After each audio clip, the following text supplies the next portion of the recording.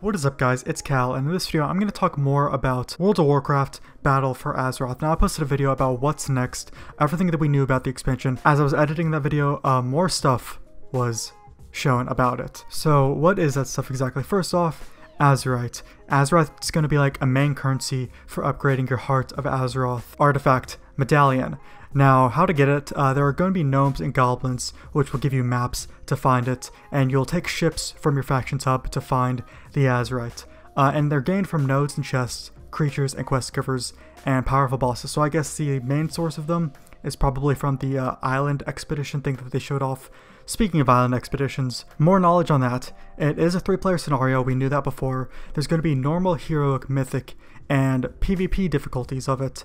It takes anywhere from 15 to 20 minutes to complete, and they said that the queue times for it will be low. So hopefully they stay true to that. And the goal of these expeditions is to gain Azerite for your faction and yourself. Now the environment is going to be interactable, which is nice. There's going to be puzzles and optional ways to go through the scenarios, and the same island will look different and have different challenges every time you queue up for it. So it has a lot of replayability to it. Now I mentioned something before, is that it uses advanced AI, the NPCs on it do. What does that mean exactly? Well, for example, someone might polymorph you and your team and then go steal Azerite, versus just like polymorphing your team and then like doing like an AoE on your team, which will damage you but will also take you out of the polymorph. Some AI does work like that. It doesn't make much sense, but this seems cooler. The AI can also like sap your healer while you're fighting a boss. That doesn't seem too fun. There are different island locations like an abandoned Gul'dan island, Ungol Ruins, and Havenswood. Now more about this Heart of Azeroth. Magni will grant us the Heart of Azeroth, which is a neck piece gifted to us from our planet's Titan, so Azeroth. The upgrading system for the heart will be non-linear. It's going to be like a ring, a kind of a tier system it looked like. Now when the heart gains Azerite, it levels up and gains new abilities specific to 3 pieces of armor and itself. So I guess you pick 3 pieces of armor that you want it to empower. That's kind of what it looked like. Now every time you do loot a new piece of gear, your Heart of Azeroth doesn't lose any power. It just keeps going forward. You'll just be able to empower that new piece of gear with whatever level your Heart of Azeroth is at. Now the strength of individual Azerite abilities is determined by the item level of that piece of gear. Now for the war fronts, it is 20 players, it is Alliance versus Horde, it's an all-out war, and the game style is, it's like a Warcraft RTS style gameplay. Now the first war front will be Stormguard. Now Stormguard is being visually updated, so that's cool. You gather resources like lumber and iron, and you gain territories to start research and build buildings. It's just like an RTS game, you know, Age of Empires, Warcraft, things like that. Troops are sent to the front lines from the buildings that you construct, and some of the raid can go out there and help them as well, or the raid can gather supplies.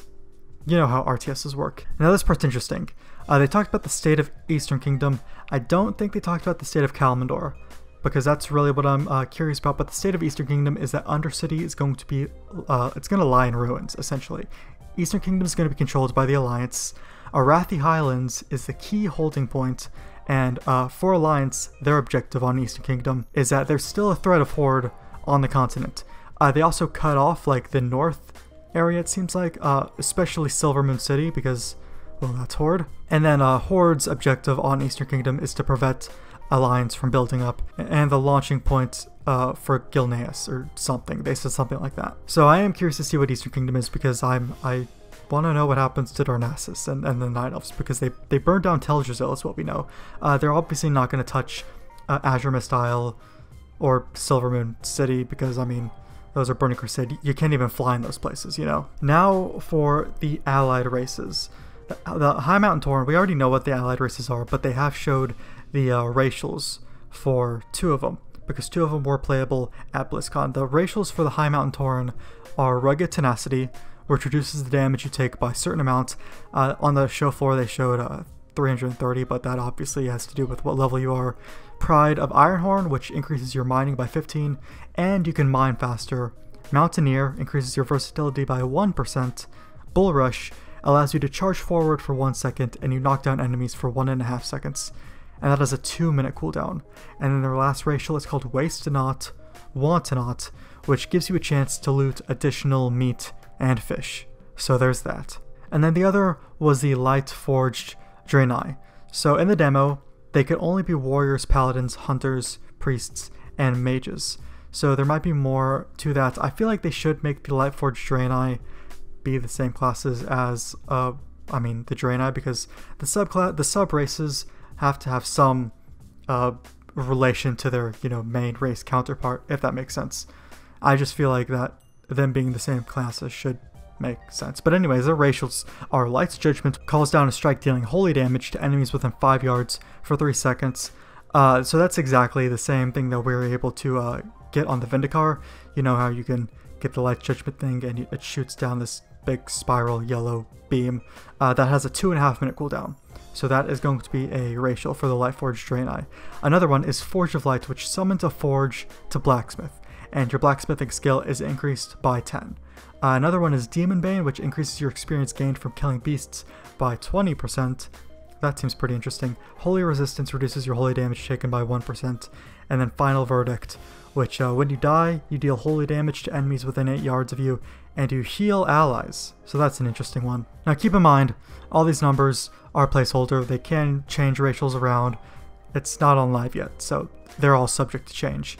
And then the last thing that they talked about is that there will be a Timewalking Old War dungeon, and that will be coming out with 7.3.5. But that will obviously be during Wrath of the Lich King's Timewalking week, similar to like Black Temples is during Burning Crusade's Timewalking week. But that was it. Not as much as before, but there was new stuff. You guys can sub to the channel if you want to know everything new that comes out immediately when it comes out at BlizzCon.